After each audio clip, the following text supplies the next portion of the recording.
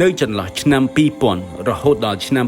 2013ជនភៀសខ្លួនជាច្រើនបានធ្វើដំណើរនៅក្នុងសមុទ្រដោយមិនមានអ្វីនៅក្នុងដៃក្រៅពីបង្វិចសម្លៀកបំពាក់និងកាបូបតូចមួយជាមួយនឹងក្តីសង្ឃឹមដ៏ផុយស្រួយថា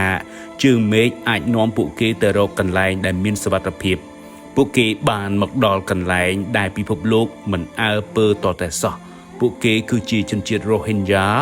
ដែលភៀសខ្លួនចេញពីការធ្វើទុកបុកម្នេញរបស់ប្រទេសមីយ៉ាន់ម៉ា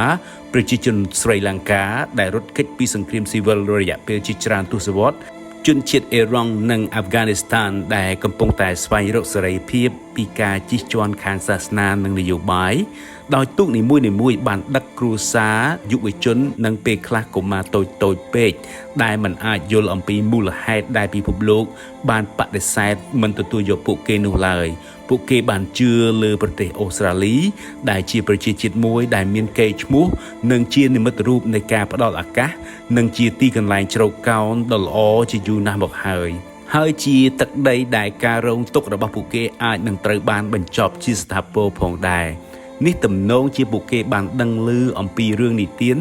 ដែលជនជាតិអង់គ្លេសដែលបានធ្វើដំណើរតាមនាវាមកតាំងទីលំនៅទីនេះកាលពីមុនប្រទេសអូស្ត្រាលីបានរុងរឿងរហូតដល់សព្វថ្ងៃនេះ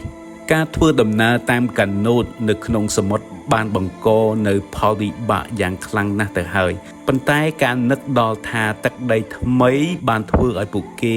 មានក្តីសង្ឃឹមមួយឡើងនិងបានធូរស្រាលពីអារម្មណ៍ផងដែរនៅពេលដែលពួកគេអាចមើលឃើញឆ្នេរសមុទ្រអូស្ត្រាលីពីចម្ងាយក្តីសង្ឃឹមបានកើតឡើងថានឹងបានរស់នៅទឹកដីថ្មីនេះក៏កាន់តែធ្វើឲ្យរំភើបផងដែរដោយពួកគេគិតថាប្រហែលជានាទីចុងក្រោយសុបិនដ៏អាក្រក់នឹងត្រូវបានបញ្ចប់នៅពេលឆាប់ៗនេះពួកគេមានក្តីស្រមៃចង់ដើរនៅក្នុងប្រទេសអូស្ត្រាលីញញឹមដាក់មនុស្សដែលពួកគេមិនដែលស្គាល់តែជាមនុស្សដែលអាចយល់អំពីស្ថានភាពរបស់ពួកគេថែមទាំងប្រាប់កូនចៅរបស់ពួកគេថាពួកគេមានសុវត្ថិភាពហើយទៀតផង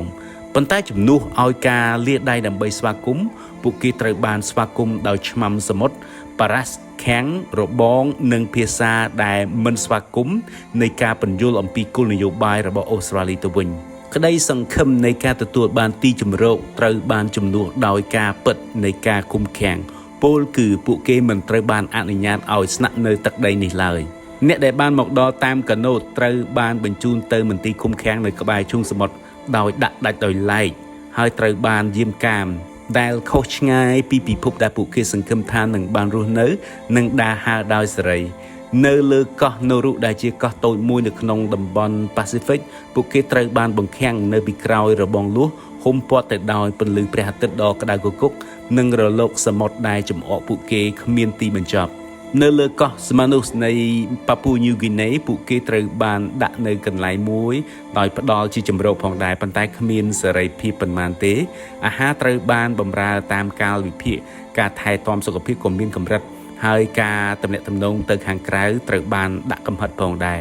ពេលវេលាក៏បានคล้ายទៅជាសត្រូវរបស់ពួកគេផងដែរសប្តាហ៍បានคล้ายទៅជាខែបានคล้ายទៅជាឆ្នាំហើយក្តីសង្ឃឹមដែលពួកគេបានឆ្លងកាត់រលកបានចាប់ផ្ដើមរសាត់ទៅមនុស្សជាច្រើនបានធ្លាក់ខ្លួនឈឺមិនត្រឹមតែរូបកាយតែប៉ុណ្ណោះទេប៉ុន្តែខាងសតិអារម្មណ៍ផងដែរដោយមានជំងឺថប់អារម្មណ៍ការធ្លាក់ទឹកចិត្តនិងការអស់សង្ឃឹមដែលបានរីករាលដាលយ៉ាងស្ងប់ស្ងាត់នៅក្នុងចំណោមអ្នកជាប់ឃុំឪពុកម្ដាយខំការពារកូនរបស់ពួកគេពីការភ័យខ្លាចនិងភាពមិនច្បាស់លាស់មួយនេះយ៉ាងណាក៏ដោយចំពេលដែលមានភាពឯកោទង្វើមួយចំនួនក៏បានកើតឡើងផងដែរដូចជាមានអ្នកស្ម័គ្រចិត្តបង្រៀនភាសាអង់គ្លេសគ្រូពេទ្យថែទាំអ្នកជំងឺគ្រួសារបង្កើតមិត្តភាពដើម្បីជួយគ្នាទៅវិញទៅមកផងដែររដ្ឋាភិបាលអូស្ត្រាលីក៏បានដឹងអំពីការព្រួយបារម្ភរបស់អន្តរជាតិដោយម្ដងម្កាលក៏បានខិតខំស្វះស្វែងរកជំរើសនៃការតាំងទីលំនៅនៅក្នុងប្រទេសផ្សេងទៀតនៅក្នុងអំឡុងឆ្នាំ2014និង2015ផងដែរប្រទេសកម្ពុជាក៏ជាប្រទេសមួយក្នុងចំណោមប្រទេសដែលត្រូវបានពិចារណាសម្រាប់គោលបំណងមួយនេះផងដែររួមជាមួយនឹងគោលដៅដែលមានសក្តានុពលផ្សេងទៀតដែលជាមធ្យោបាយផ្លាស់ទីលំនៅនៃជនភៀសខ្លួនដែលមិនអាចស្នាក់នៅក្នុងប្រទេសអូស្ត្រាលីបានជាការពិតមួយគឺច្បាស់ណាស់ថាពួកគេនឹងមិនត្រូវបានអនុញ្ញាតឲ្យរស់នៅក្នុងប្រទេសអូស្ត្រាលីឡើយគោលការណ៍នេះគឺដាច់ខាត គឺថាគ្មាននរណាម្នាក់ដែលធ្វើដំណើរមកអូស្ត្រាលីដោយទូកត្រូវបានអនុញ្ញាតឲ្យតាំងទីលំនៅនៅក្នុងប្រទេសអូស្ត្រាលីឡើយចំពោះអ្នកដែលឆ្លងសមុទ្រដែលប្រថុយគ្រោះថ្នាក់ដល់ជីវិតពាក្យនេះគឺបំផ្លិចបំផ្លាញបេះដូងរបស់ពួកគេឲ្យខ្ទេចខ្ទីក្តីសុបិននៃការធ្វើដំណើរនឹងមកដល់ទីនេះដោយសុវត្ថិភាពត្រូវបានជំនួសដោយការបដិសេធប្រជាជាតិមួយដែលពួកគេជឿថាជានិមិត្តរូបនៃការការពារនៃការចាប់ផ្ដើមនៃជីវិតថ្មីបានបដិសេធពួកគេមិនមែនជាអក្រិតជន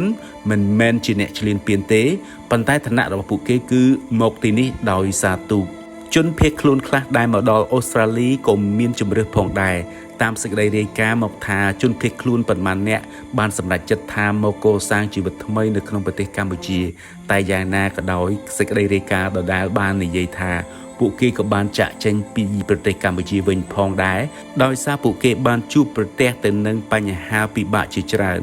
ជំរឿនដទៃទៀតគឺការតាំងទីលំនៅថ្មីតែត្រូវមានការកំណត់កន្លែងផ្សេងឬបន្តនៅឃុំឃាំងនៅក្នុងមជ្ឈមណ្ឌលមួយនៅក្បែរឆ្នេរសមុទ្រអ្នកផ្សេងទៀតប្រឈមមុខទៅនឹងការពិតដ៏ក្រៀមក្រំមួយគឺថាត្រឡប់ទៅប្រទេសដើមរបស់ពួកគេវិញគឺជាកន្លែងដែលពួកគេបានភៀសខ្លួនដើម្បីសង្គ្រោះជីវិតសម្រាប់មនុស្សជាច្រើនការត្រឡប់ទៅវិញមានន័យថាប្រឈមមុខទៅនឹងការបៀតបៀនការធ្វើទុកបុកម្នេញ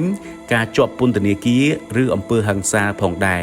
សម្រាប់គ្រួសារជនជាតិ Rohingya វាមានន័យថាប្រឈមមុខទៅនឹងប្រទេសកំណើតដែលបដិសេធមិនទទួលស្គាល់ពួកគេរួចទៅហើយសម្រាប់ជនភៀសខ្លួនដែលមកពីប្រទេសស្រីលង្កាវាមានន័យថា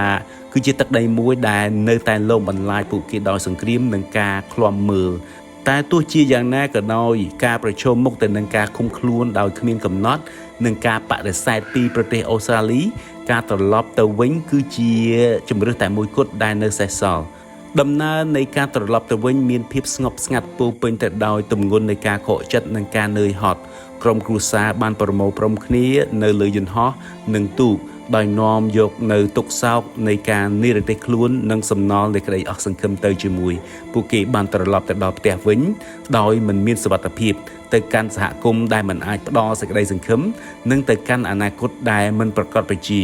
ទោះបីជាយ៉ាងណាក៏ដោយនៅក្នុងការត្រឡប់ទៅវិញដោយការបង្ខំក៏ដោយក៏ពួកគេនៅតែមានភាពរឹងមាំពួកគេបានរស់រានមានជីវិតពីការធ្វើដំណើរឆ្លងសមុទ្រដ៏គ្រោះថ្នាក់ស៊ូទ្រាំទៅនឹងការឃុំឃាំងជាច្រើនឆ្នាំនិងទ្រាំរស់ទោះបីជាពិភពលោកបានបដិសេធពួកគេក៏ដោយ